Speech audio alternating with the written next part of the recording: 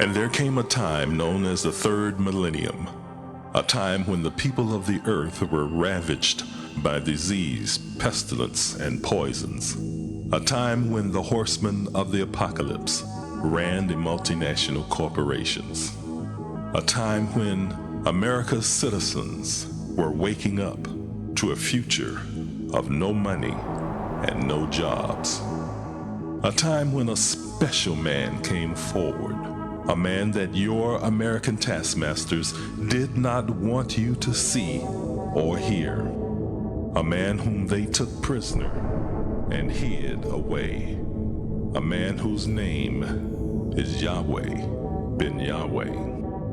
For telling people the truth, Yahweh ben Yahweh was taken prisoner by the minions of darkness.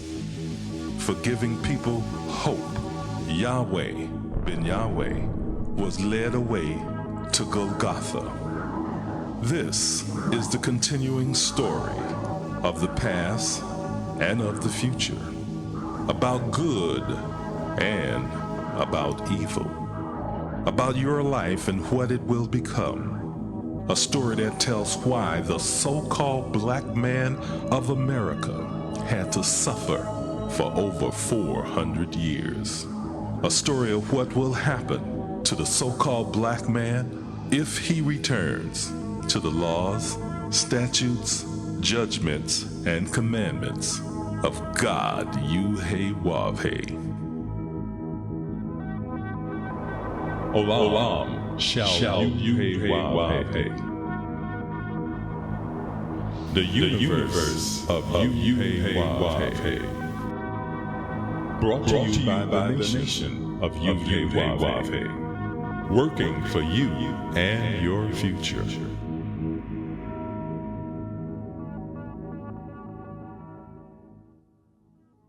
Good or evil, life or death. This is your choice in this, the year 6007, the year of judgment. Shalom and welcome to the universe of Yahweh. My name is Josiah Israel, and I am your host. For over 7 years now, we have been discussing some of the things the Bible said would occur in the day of judgment. We warned you that the weather was going to change, and that the powerful forces of nature were going to bring terrible destruction upon America and the world, and that it was going to get worse and worse and worse, and it has. We alerted you that violence in the public schools was going to increase, and it has. We showed you in the scriptures that forewarned of wickedness in high places, and we are witnessing today gross misconduct and serious crimes being committed by some of our highest elected officials.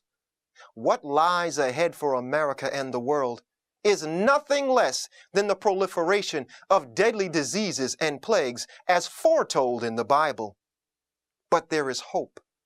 The Bible tells us that at the end, the Messiah would be revealed, and at that time, he would save the righteous from this impending destruction. That one, the Messiah, is Yahweh ben Yahweh. So we invite you to join us in the universe of Yahweh, featuring the commandments of Yahweh and the Messiah revealed. First, the commandments of Yahweh. For 6,000 years, we have been suffering at the hands of rulers who transgress the laws of Yahweh and teach all people throughout the earth to transgress the laws of Yahweh.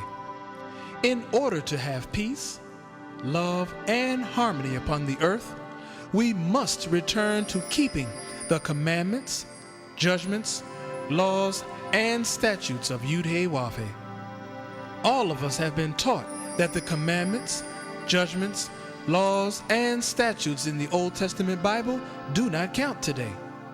In this series, we will show you that the commandments, judgments, laws, and statutes in the Old Testament Bible do count, and that if we govern our lives according to these commandments, judgments, laws, and statutes of God Yahweh, then we will have peace and goodwill upon the earth forever. We invite you to study along with us. However, in order to do so, you must have the following tools: a King James Version of the Bible, several dictionaries, the New Strong's Exhaustive Concordance, a set of encyclopedias, Hebrew and Greek lexicons, a thesaurus, and a synonym finder. Shalom. My name is Sarah Abigail Israel. We have been discussing the commandments of Yahweh. We have established the fact that the first 2 commandments ever given to man were given to Adam in the Garden of Eden, which were to dress it and to keep it. We are continuing our study of the second of these 2 commandments, which is to keep it. In our Hebrew language, the word keep is shamar, and one of its meanings is to be on the lookout for, or to be expectant of, the future birth of a child. In considering this definition, we are discussing some of the things the Bible said would happen to this one child, the Messiah, Yahweh ben Yahweh, that would clearly identify him as the one promised to come in the Old Testament to first deliver or restore the lost sheep of the house of Israel, the so-called black man of America, who are descendants of slaves, to the promised land, and then to gather his other sheep, which are not of this fold. A brief review of what we discussed last week will set the stage for our discussion today. Last week, we decoded another part of Matthew chapter 27, verse 64, and discovered that the phrase, "and steal him away," means that we, the pupils of Yahweh ben Yahweh, will take the divine teaching method of Yahweh ben Yahweh and teach the so-called black people of America how to define the words in the Holy Bible that are not obvious, and they will discover the truth for themselves, that the Holy Bible contains our true history. This will cause them to suddenly flee from the false teachings concerning Jesus and seek safekeeping in the true knowledge of the Messiah, Yahweh ben Yahweh, and remove or separate themselves from the Christian religion, thus putting out of existence the thousands of churches that are located on almost every street corner in America. We will begin our topic of discussion for today with the next part of Matthew chapter 27, verse 64, right after this short break.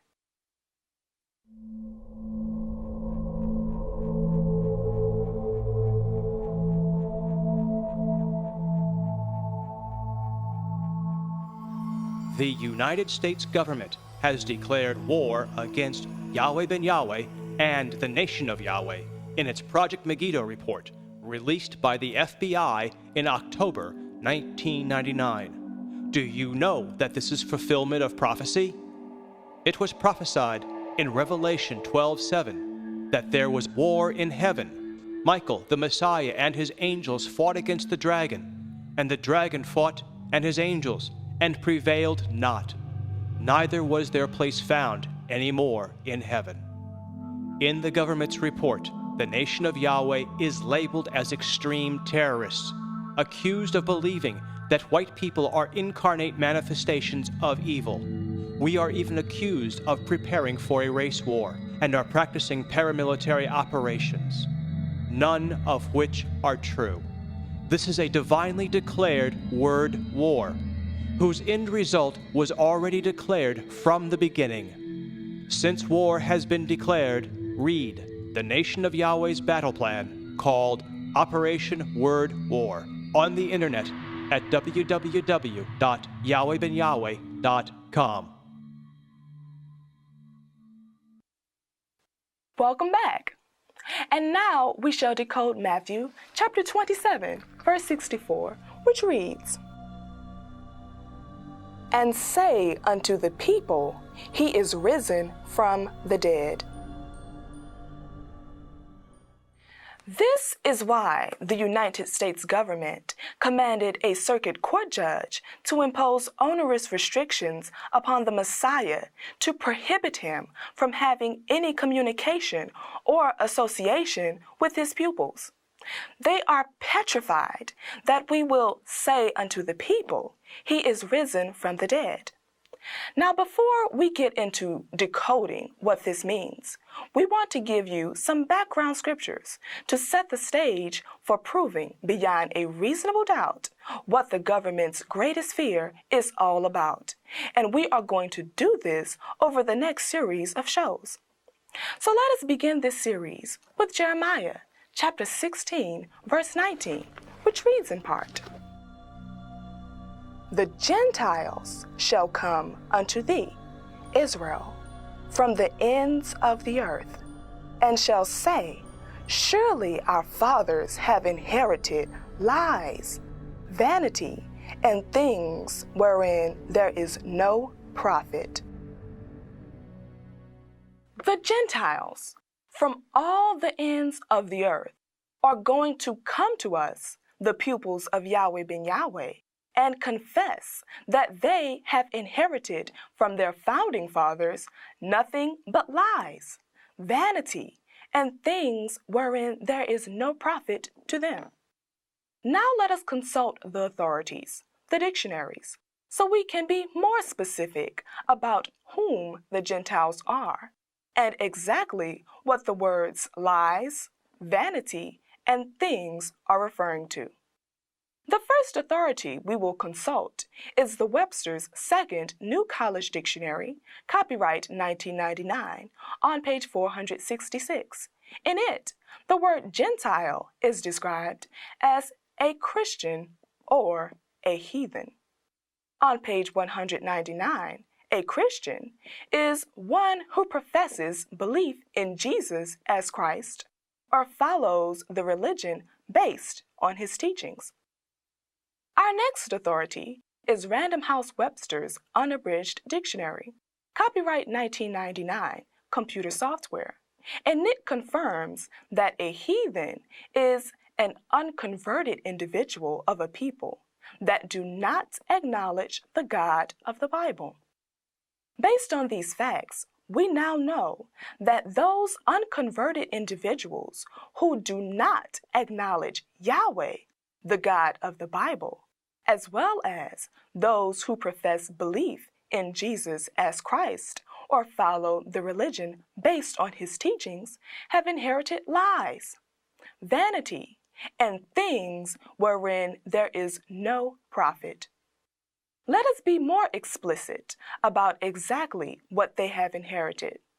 Accepting the validity of the Bartlett's Roget's Thesaurus, copyright 1996, on page 1089, lies, reference number 627.4 and 12, are distortion of truth, false images, trumped up stories. In addition, lies are also twisted words, words taken out of context.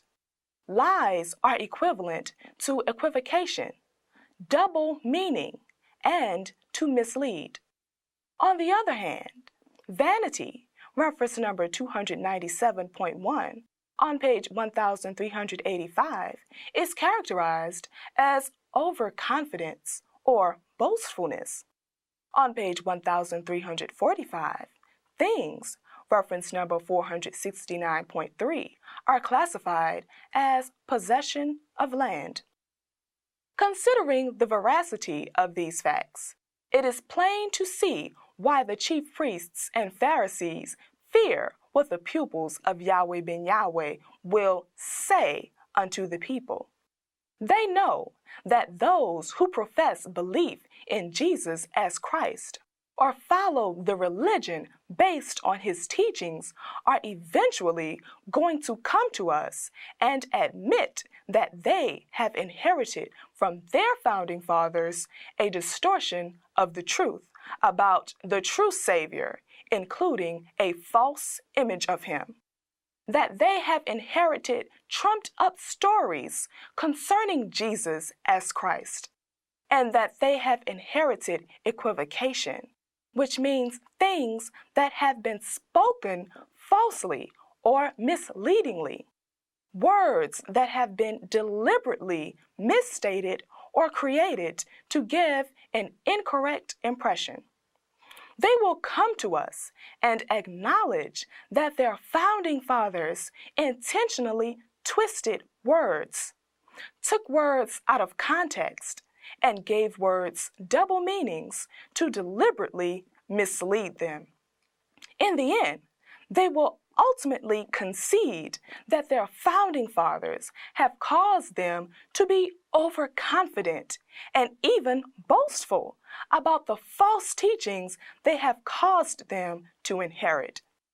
And above all these things, they will plead guilty to the fact that their founding fathers have taken possession of the promised land that does not belong to them.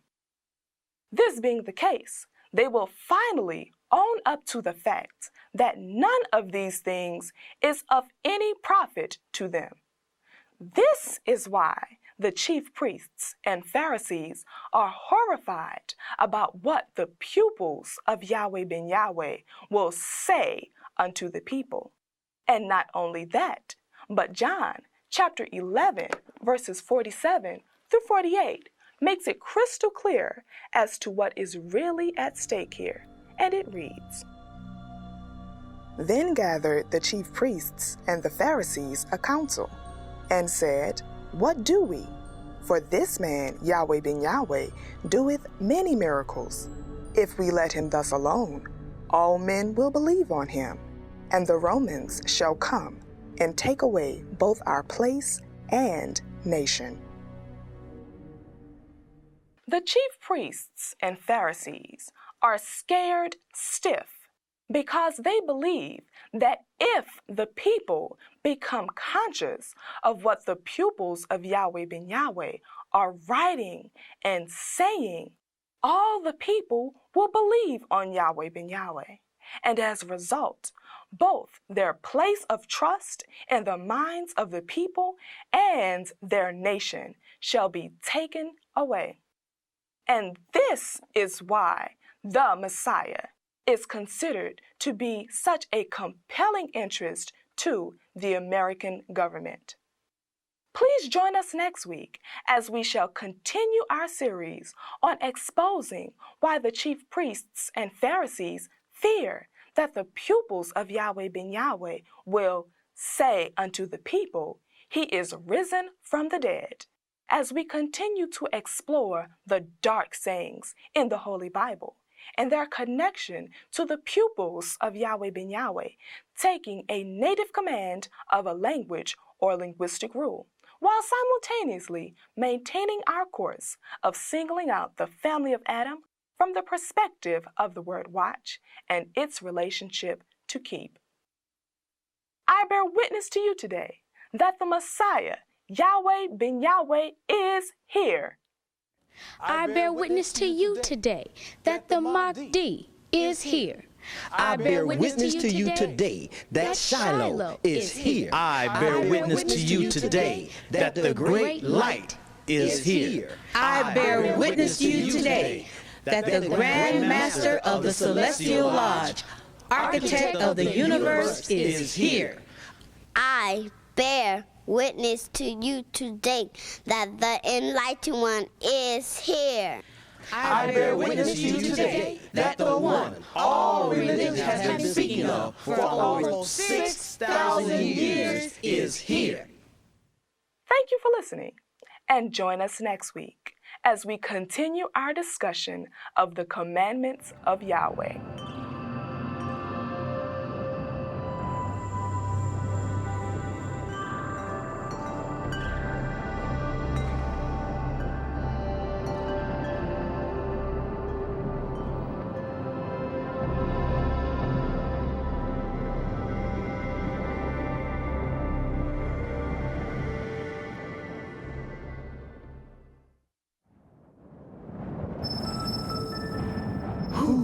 Is worthy?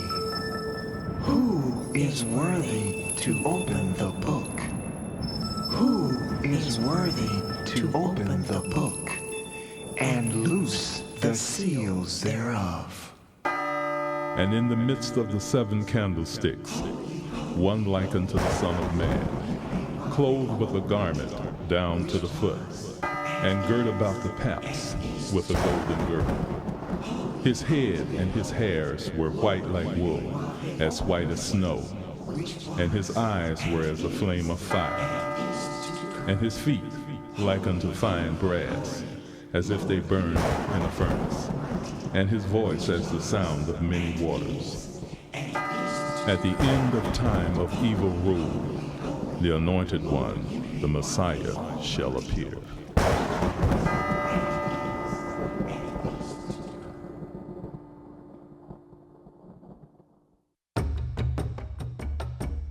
In 1979, Yahweh Ben Yahweh came to Miami and became the spiritual leader and founder of the Nation of Yahweh. Although he took a vow of poverty, in 7 years he guided the nation to amass a $250 million empire. Under his direction, the Nation of Yahweh has grown to encompass disciples, followers, and supporters in over 1,300 cities within the U.S. and 16 foreign countries. Yahweh Ben Yahweh is bringing about changes in the lives of individuals and is giving the world the keys to success in life, politically, economically, educationally, socially, and spiritually. This word "in" is used to indicate transition from one state to another state, meaning the babe would come to power. However, before this could happen, he was bound to undergo a disagreeable experience. For example, he had to suffer the unpleasant consequences of judicial murder in U.S. courts. Unquestionably, this knowledge of the word "in" is comprehensible only to a special, ultra-sophisticated group. The words swaddling clothes in Luke chapter 2 verse 12 have the same Greek reference as the word wrapped. In Greek, sparaganu, the words swaddling clothes is defined as narrow strips of cloth wrapped around an infant to restrict movement. It limits movement and imposes restrictions on the immature or inexperienced. This definition reveals that the babe, Yahweh Ben Yahweh, would be wrapped with certain limitations and restrictions. Swaddling clothes further reveals that the babe, Yahweh Ben Yahweh, would be placed in a restricted position where his movement and ability to communicate and operate would be restricted. Some synonyms for the word swaddle, as found in the Synonym Finder by J.I. Rodell, copyright 1978, on page 1201, are bind, wrap, wrap up, enwrap, confined, bundle up, muffle up, swathe, roll up, and bandage.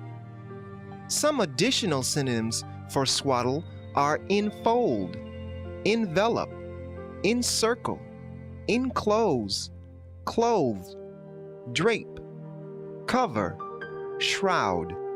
Bind, by definition, means to confine, restrain, or restrict, as if with bonds.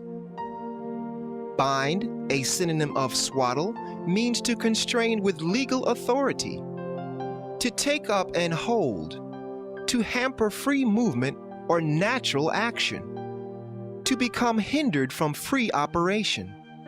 Bind also means the same as restrictions. Confined, a synonym of bind, means to hold within a location, to keep within limits, imprison, and prison. Swaddling clothes clearly reveals that the Messiah, Yahweh Ben Yahweh, would be in prison under legal authority where his movement would be hampered, and where he would be hindered from free operation.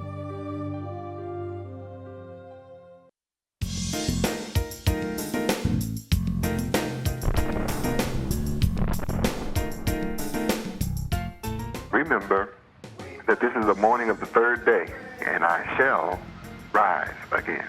I am the resurrection. All of prophecy tells you that I shall rise again. It's all about that. Luke chapter 2, verse 34. No doubt about it. Again, I love you forever, bless you forever. I remind you once again, my associates are children of the light. That just brings laughter to my heart, to my soul, to realize that at last I have those of you that love peace. And I only want to be in the presence of those of you that love peace. I love you forever. Shalom Aleichem.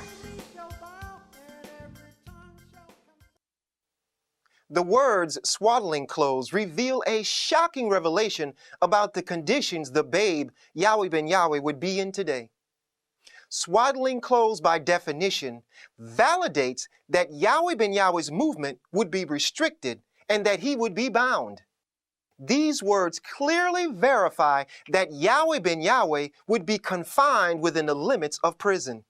And today, even after prison, the U.S. government has imposed onerous restrictions upon him, wherein his ability to freely communicate with whosoever he chooses is restricted as well. Thank you for joining us in the universe of Yahweh. And now we'd like to invite all of you to pray with us as we turn to the east with outstretched hands and say a prayer to our Heavenly Father, Yahweh, the Lord's Prayer in Hebrew. Come, let us pray. Tefillah. Avenu Shabashamayim, Yikadesh Shemeaka, Tavo Malkuteaka, Yase Razonka, Kivashamayim Kang Baaretz, Et Lekam Kukenu, Tain La Nuhayom, Uslak Lanu, Ar Kartienu, Ki Moshe Solkim, Gamanaknu, La Koteom Lanu, Veal Tefienu, Lade Nisayom, Kim Kal Senu, Minhara, Kilaka, Hamamlaha, Veha Givera, Veha Tiferet, Leolame, Olamin Sila. We thank thee, O Yahweh, O living and eternal King, who has so mercifully restored our souls within us. Selah. Praise Yahweh, and always remember that the Father, Yahweh, and his Son, Yahweh ben Yahweh, love you, and your host loves you too. Shalom Aleichem. To order the companion book to the series, The Messiah Revealed, call 1-800-967-PEACE. That's 1-800-967-7337. And when you call, ask about the special discount on Yahweh ben Yahweh, the Lord of the Harvest. Videos of this program are available. When ordering, please refer to the program number on the screen. You can now access the divine mind of Yahweh ben Yahweh on the internet at the address on the screen.